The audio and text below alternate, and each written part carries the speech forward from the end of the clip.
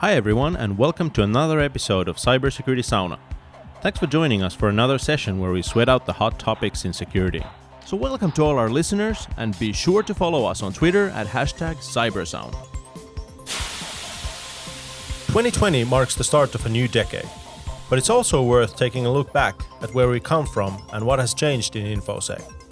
With us today is F-Secure's Christine Bejerasco to take a look at the highlights of the last decade and to talk about how far we have, or maybe haven't, come. How would you describe the past decade in cyber? So for me, Janne, the past decade in cyber seems like it's all over the place. Yeah. And I'm saying that because technology, it's actually not very surprising because technology during the past decade, it was also all over the place. I mean, there was a rise in IoT devices, and therefore whenever there's new technology rising, there's always new threats trying to exploit that new technology. So there's also more and more artificial intelligence and machine learning being used, and therefore there are proof of concepts trying to also exploit that area. And then there's more and more breaches that are happening as well on the data that people had online because there's more and more online services that were being offered. Yeah, some pretty big ones too. There were really big ones that were quite detrimental. I mean, beyond the typical credential attacks, credential theft, credential dumping. Yeah, DDoS and... Yes. So there were even hacks. For instance, the Equifax dump, which included like full names, birth dates, social security numbers. Those were quite detrimental data dumps that affected more than 150 million people. Yeah, I thought you were talking about like just credential harvesting attacks or password spraying and that. Like the attacks were more sophisticated than that as well. But also in the data dumps, like we lost more information than before. Yes, exactly. Yeah. And like even like credit card numbers in the clear, like in amounts that we hadn't seen before. Yes, the stuff in the past 10 years looked a little bit scarier from that perspective. Yeah. The good thing as well was that when GDPR what started to be enforced in 2018, then it's like the people who own this data got a little bit of the control back. Yeah. And even though GDPR today is only enforced for EU citizens, this has opened up the conversation in other places as well. For instance, California this year as well. Absolutely. Yeah. So how was that the past decade different from like, pre-2010? I've been in this industry for, should I tell my age? I've been in this industry for 17 years. Right. So I started in 2003, and what I saw then was, I saw mass mailing worms. Right. They were very noisy. I mean, they were essentially going almost to everyone, like almost every email address that they can find, they spam there.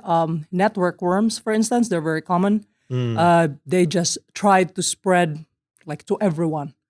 In the past decade, there was the one time that we have seen this type of network worms, and that was like the WannaCry, not Petya, Bad Rabbit, because they managed to get the Eternal Blue exploit that came from the NSA. Right. But otherwise, the past decade has been full of attacks that are trying to be as covert as possible.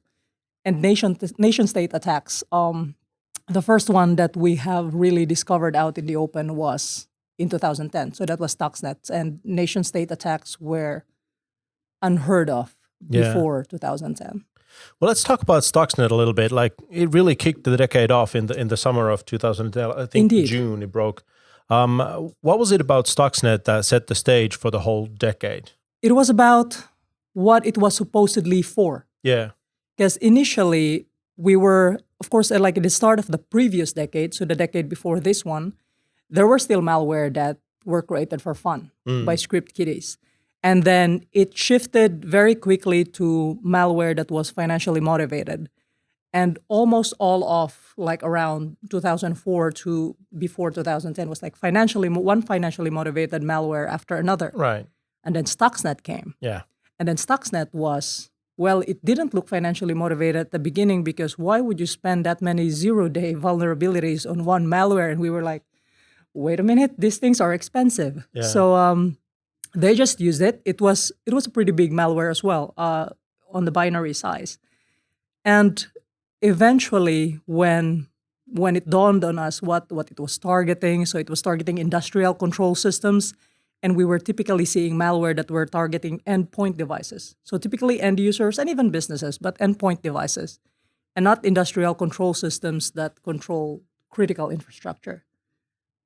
And it set the tone for the decade because of like a few years later, or even like a year later, we saw more and more of these types of attacks.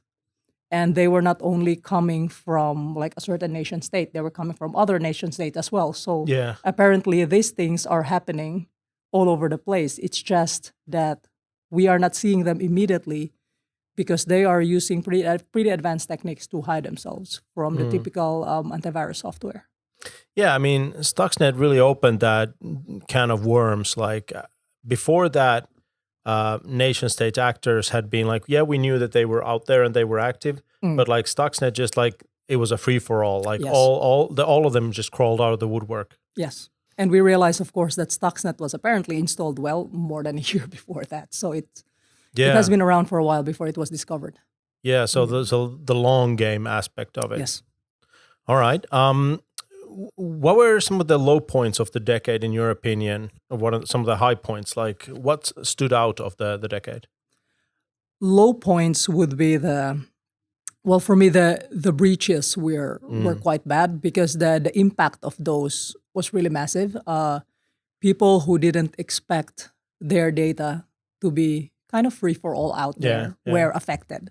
So although sometimes it doesn't sound like the most sophisticated thing, but these things can sometimes have the most impact. High point is actually quite interesting because it depends. Like if you're talking about excitement, I guess having malware that tries to mass propagate once again, and then maybe people screaming all over the place that they were infected, etc. That was exciting in 2017 when WannaCry came. You're always happy when you see like big worms or crazy malware. I don't know, maybe like because I started working during the time when there was a lot of those. I mean, we even have these lights that actually turn on and then make some like siren sounds when there's an outbreak. So I haven't seen outbreaks in a while. Yeah. And in 2017, that was like a real outbreak.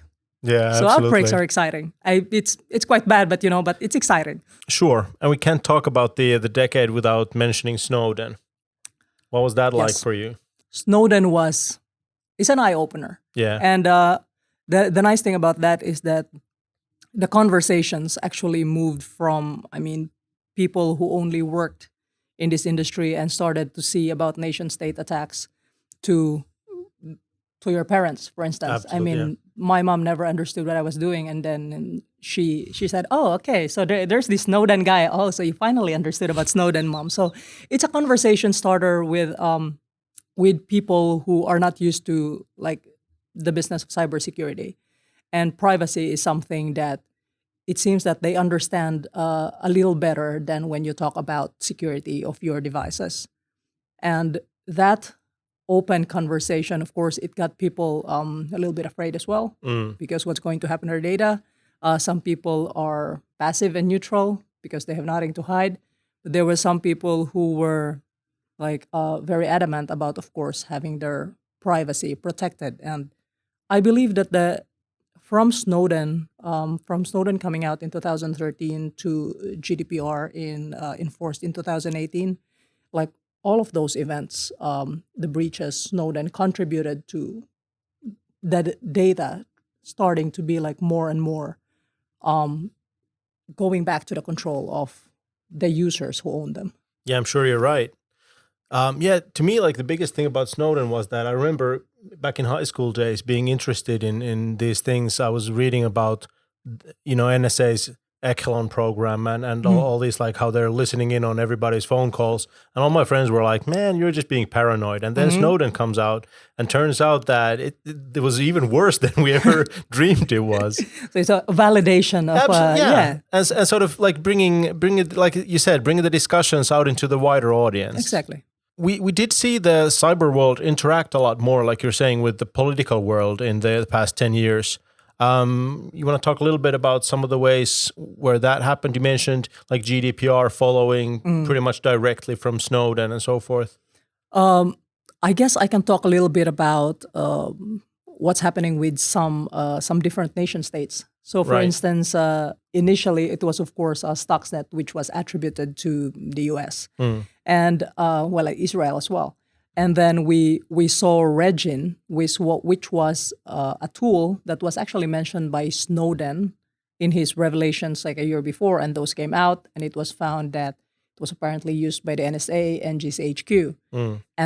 But then we saw as well APTs coming from Russia.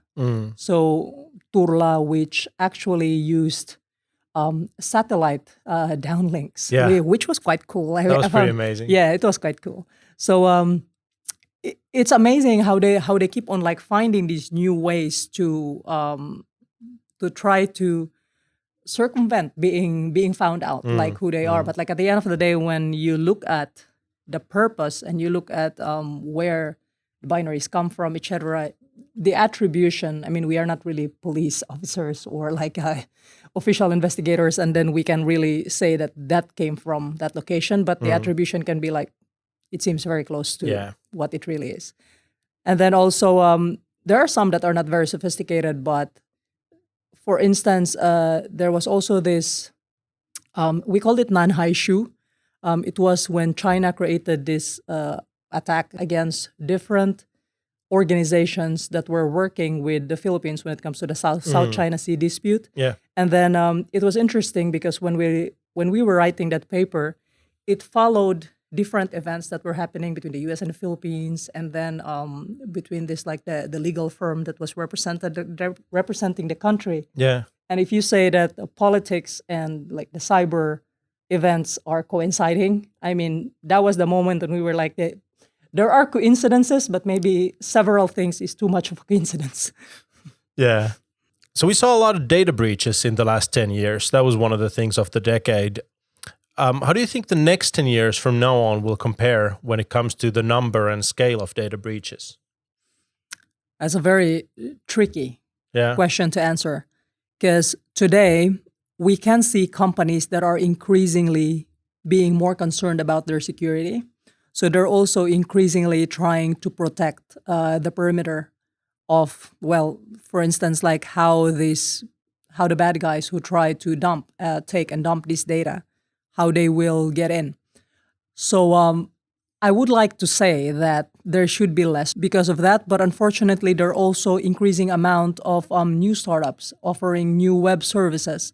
And whenever you're starting out, it's always kind of like the security is not really topmost in your concern. You want to deliver a service, and rightfully so. But when you try to deliver this online service without security in mind, at some point, with all of the automated scanning that is out there happening day by day, there's going to be something that finds that you have a vulnerable network, something is exposed online, and that could be an entry vector into getting into the system. Right. So this is like heavily hinging on how much security consciousness really penetrates, especially to those startup organizations that are offering web services, like online services. Absolutely, but at the same time, like data travels, like it gets sold and it gets transferred to third partners and so forth. So, like to me, one of the like really upsetting things about Equifax that nobody chose to give their information to Equifax.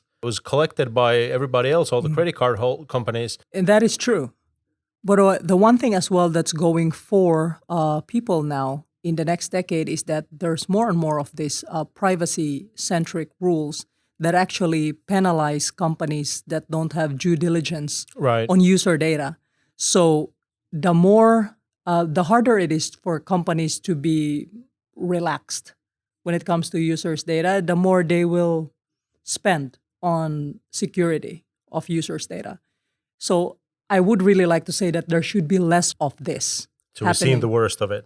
I have a funny feeling that not really. Yeah. But the laws are heading towards that place. Oh, absolutely. Yeah. And I know a lot of companies are really thinking about like what sort of data they want to collect, because then you have to store it, and it's like maybe you don't need it Yes. that much. And the mere fact that we try to avoid personally identifiable information nowadays means that the less personally identifiable information there is, the less value that data could be to a person if that is like breached and dumped out Yeah. there. Yeah.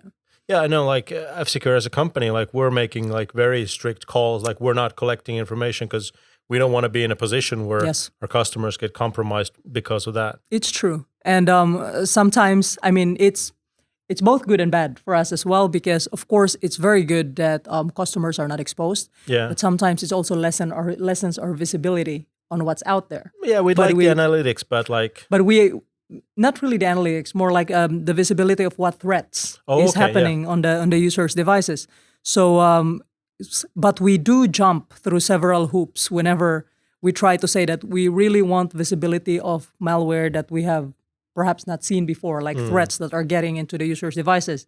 And then we jump through several legal hoops in order to get Right. there. So we're very conscious about privacy. yeah. Well, one of the things of the last decade was ransomware. Like it was everywhere. It was like, that was what the 20 teens were all about.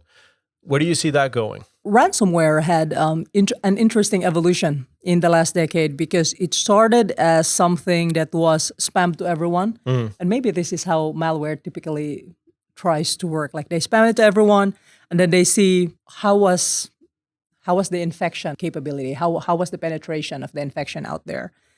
And towards 2018, it peaked.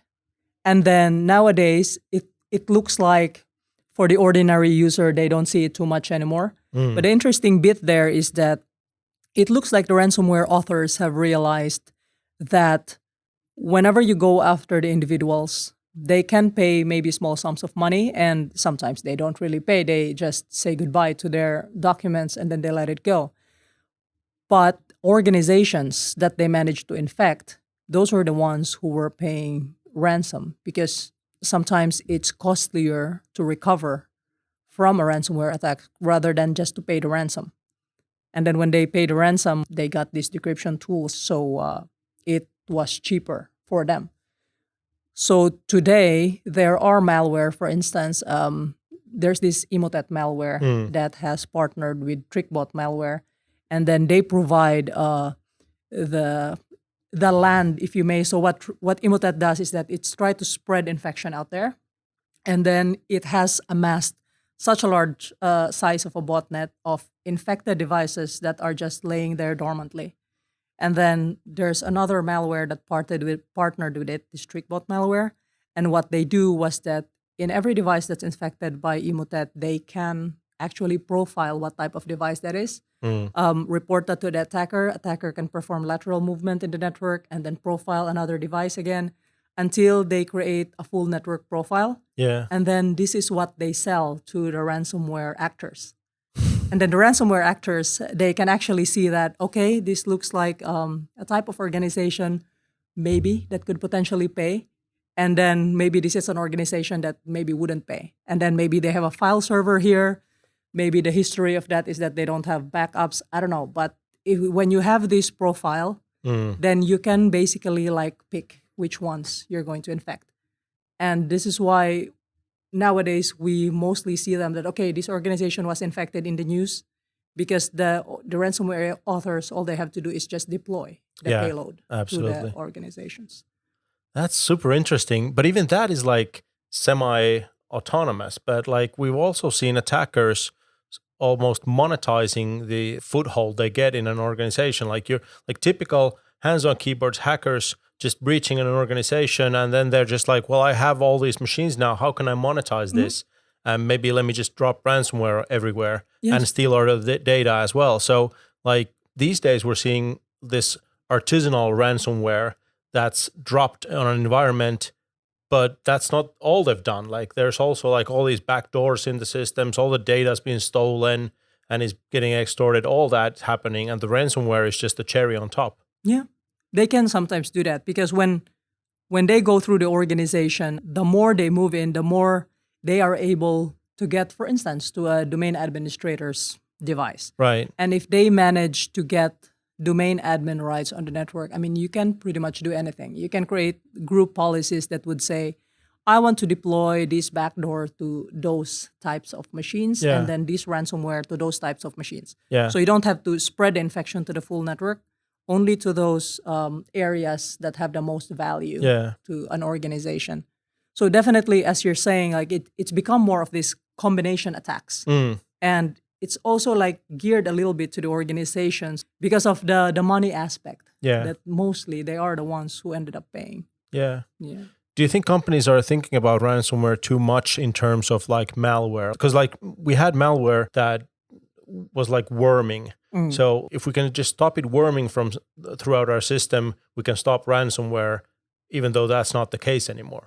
It's not necessarily the case because, I mean, worming is one aspect, and definitely you should protect from it because it's so automated, and you Sure. just need to get that out of the way. Of course, nowadays there are also these open remote desktop devices that are just like out there. So if somebody could just like close that when they don't need it, that would help so much because every possible entry point that an attacker can get into an organization, and well, for instance, even if you remove Emotet out of the picture, and then you got into via RDP, you can deploy TrickBot yourself. And then it will still create the profile, and then you still have those devices ready for you to install. So they will find multiple ways, and we have seen in the past decade that this is really how threat actors historically have operated.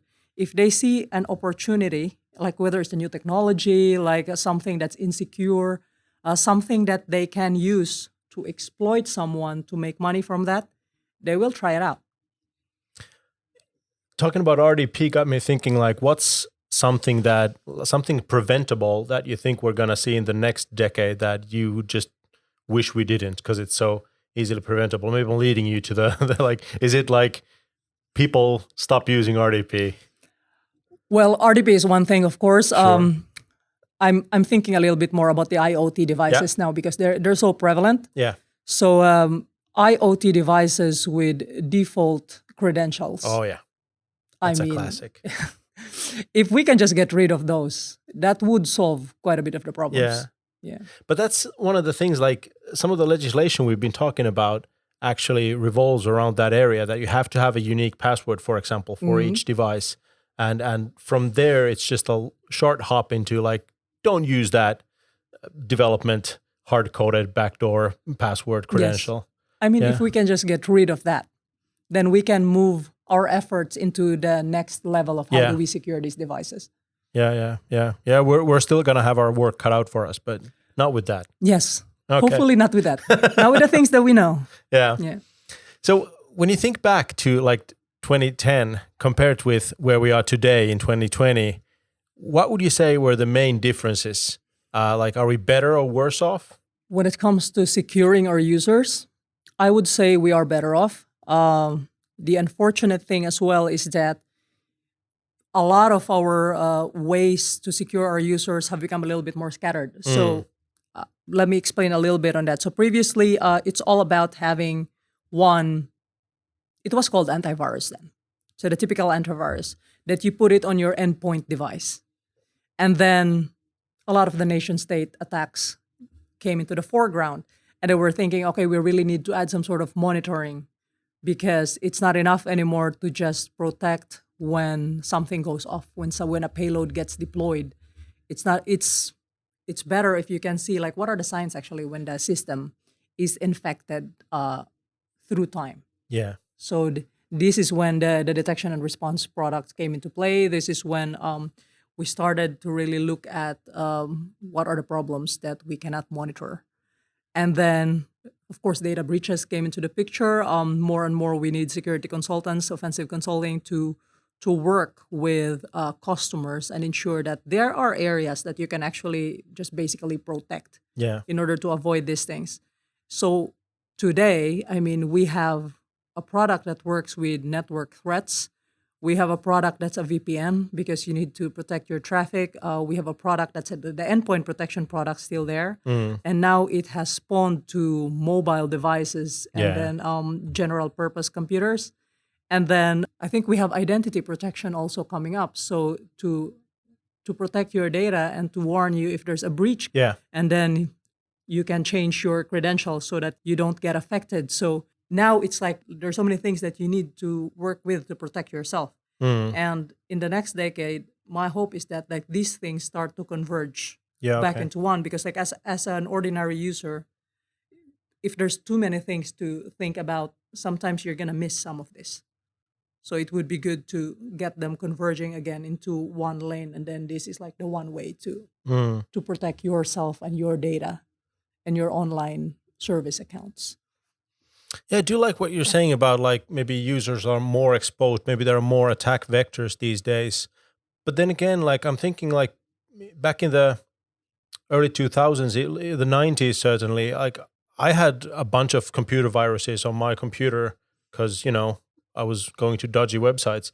But like these days, you have like a virus, air quotes, in your computer and you're done. You're toasted. It's ransomware and that's it. Mm-hmm. So like, you don't think that we're seeing maybe fewer in number like these attacks against consumers, but that they're more damaging at the same time? Or do you think that the attack vector will keep on growing and we're just going to see more and more attacks against users as well?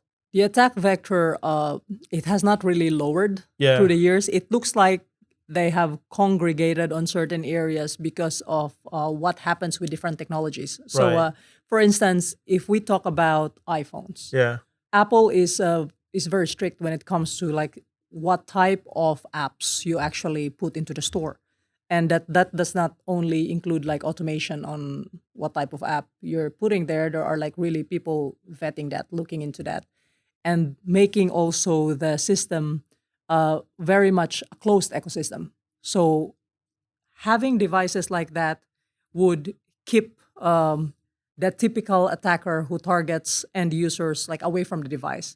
So what do they then focus on? For instance, are there threats against the phone? Of course there is, because if you have a phishing website, that's like platform agnostic. It doesn't really matter if you visit it in your iPhone or you visit it on your Windows device. So you could still get infected. And for instance, phishing, that's one threat that has been around for like 2 decades and it hasn't really gone away. Yeah. Because as long as you have a browser, whether it's a Chromebook or you're in an iPhone, you could get infected. I mean, you could get compromised if you inputted your account into that page. So it really just follows the trend, and the amount of threats don't really sort of go down. The more technologies we introduce into the picture, the more different threats that's going to try to come in. Yeah. But would you agree that like the attacks we're seeing against individuals in particular are more damaging these days than they were 10 years ago? Well, definitely when it comes to the fact that they are not just for fun anymore. They're not your typical malware that draws something on your command Little console. ambulance driving back and forth. No. So since you don't have that, when it's financially motivated, it's really after your money. Yeah. So when it's after your money, it's of course damaging for you. True. Yeah, maybe we didn't realize how sort of like if it's just like a harmless virus, quotes again, maybe you don't realize the damage that has happened. Yeah. Okay. I guess what I can see now that's like maybe quote unquote harmless for individuals are those that just end up as dormant in the individual's machine. So for instance, supply chain attacks. Yeah. So if you're part of a certain supply chain, but that's a targeted malware and you're not the intended target, the malware is on your device, dormant, just sitting there. But if you're the intended target, that's when the payload of the malware activates. So in supply chain attacks, it's like you're infected, but it didn't really do any damage unless you're the target. So would you say the rise of cryptocurrencies in 2010s was a game changer for cybercrime? Definitely, it was very much present in the threat landscape. So 2013, we saw the first ransomware, CryptoLocker, started to use Bitcoin when it comes to payments. Before that, they were using these different types of payment systems that you can buy credits at your local kiosk. And through the years as well, when ransomware was rising in popularity, they were accepting cryptocurrency payments. So it started with Bitcoin because Bitcoin was kind of like the one that was there. Yeah, the And first then, big one. Yeah, exactly. And then eventually there were more and more. And today, Monero is actually quite a favorite because with Bitcoin, in order to stay anonymous, you still have to go through these underground organizations that provide some Bitcoin mixing functionalities. Yeah, so that tumblers. Yes, Yeah. so tumblers, so that actually your Bitcoin cannot be tracked Right. to you. But when it comes to Monero, that cryptocurrency is built to be private, Yeah. kind of at the beginning. So there's a lot of ransomware nowadays that are using Monero for receiving Monero as payments. And in addition to ransomware using cryptocurrency, actually, there was really the rise of crypto miners. Yeah. During the time, I think it was between like 2017 to 2018, when the valuation of cryptocurrency was actually very high. Yeah. So there was an organization that they had a software called Coinhive during that time, and what Coinhive did was that they tried to provide an alternative for advertising. So when you have a website, instead of posting ads on the website, you can put this Coinhive crypto miner instead. And then when the user visits, so they spend a little bit of their computing power to mine cryptocurrency for the website owner in lieu of like clicking the ads for money. And of course, like, was that ethical? We don't know. We were debating about it. And then what happened afterwards was there's a bunch of these attackers who, well, they compromised a lot of websites and they planted Coinhive in those websites and then used the different processing powers of the different visitors to mine for cryptocurrency and then put it on the attacker's wallet. And then that like contributed to the rise of crypto miners. That's so interesting because like the Coinhive thing, like that makes sense to me. Like I would rather donate my computing power than have to look at blinking ads. So like that would make sense to me. But then from there, like it was such a short hop to like, let's just go crazy and do this in a criminal way. Exactly. And this is the nasty thing about cyber threats. Yeah. Because whenever somebody offers an opportunity, and like all of these opportunities, all of these new technologies, they're neutral. Yeah. They're really just out there and we can use them for both good and bad. But whenever we can use them for good, it seems like they're just so brilliant at thinking of what could be How can something, we exploit yeah, this, turn it into exactly. bad? Yeah. Yeah, like I'm sure that Bitcoin has been used throughout the years to buy like legal things. Yes. Whereas I'm pretty sure Monero hasn't. So I don't know about that, but yeah. We're going to get mail for this. When you think forward to the next 10 years, what are some of the things you'd like to see in InfoSec? I have some hopes of what could be improved. For instance, today, if I look at my password manager, I probably have 200 usernames and passwords there already. Yeah. Could somebody please figure out a way to consolidate these things and make them secure? So the hope that I have is that there's a better way to perform authentication rather than just usernames and passwords. Yeah, but Facebook is offering that convenient single sign-on service, but you're not using it. I'm not using it because of the privacy implications as well. And in the past decade, Facebook and the Cambridge Analytica thing hasn't been exactly the most popular. So is there like a company out there who's in a position to do that, make like a customer-friendly single sign-on service that you would trust? I haven't actually seen it yet. Yeah.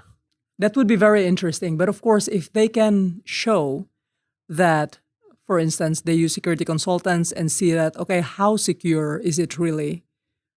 Their networks, their systems, what kind of authentications they're using, what are the layers that they're using to protect that? Because I am a heavy believer of security in layers. The more expensive it takes to breach you, the less you get breached, except if it's a nation state attack, of course, but the less you get breached by the typical attackers. So if they can actually show that that is the framework behind this type of authentication, then yes, I would trust them. Do you think we might see something like, I don't know, an international standard on how websites talk to your password manager directly? Like currently we're going through like browser extensions, and that's not ideal. We've seen some problems with that. I think that's a very interesting idea. I mean, if there would be a standard when it comes to authentication, Yeah. and then of course this might take time because you have to heavily define like what types of security you have behind that standard, and Yeah.